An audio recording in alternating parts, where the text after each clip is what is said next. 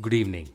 In last week's video, we looked at the essence of the beachhead strategy and we also looked at a few metaphors to better understand the beachhead strategy. In today's video, we will be looking at the role of the minimum viable product in executing the beachhead strategy. Now, if you haven't watched last week's video, I would encourage you to watch that before continuing. Because in today's video, we'll be building on the examples that we introduced in the last week's video. And the link to last week's video is included in the description section. Let's think of the first set of Allied soldiers who are trying to land in Normandy on D-Day as part of World War II. These troops probably set off on a ship from the south coast of England. And closer to the Normandy coast, they would have transferred to amphibian vessels and made a landing in Normandy.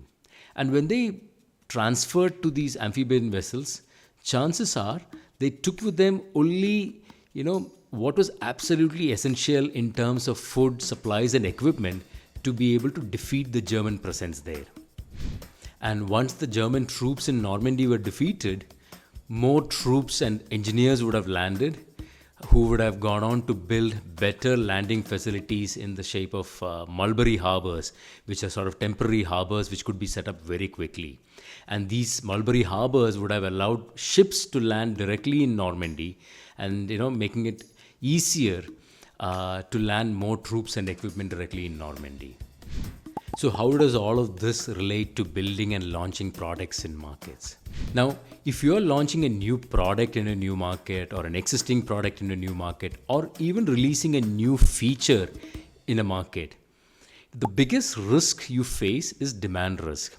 That is, customers don't think the problem that you're solving is valuable enough that they use your features or pay for it.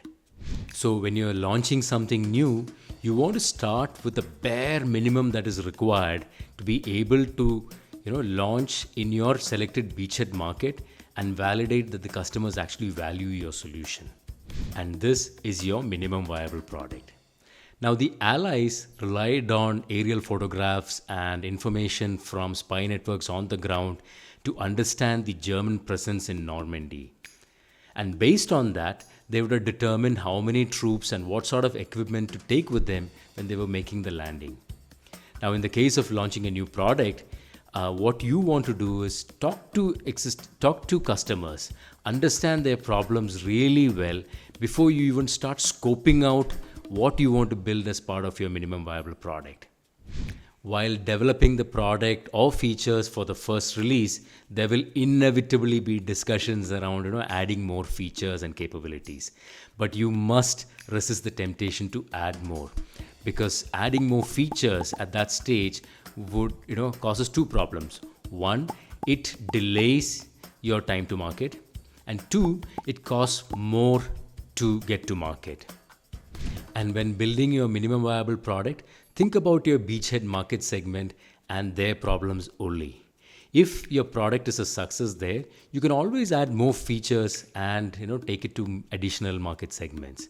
And another thing to keep in mind at this stage is a trade-off between effectiveness and efficiency. Working with engineering teams, there will always be a pull to try and make the product more efficient. But when you're launching your minimum viable product, it is more important to be effective, because you can always add in efficiency later once you establish the effectiveness of your solution.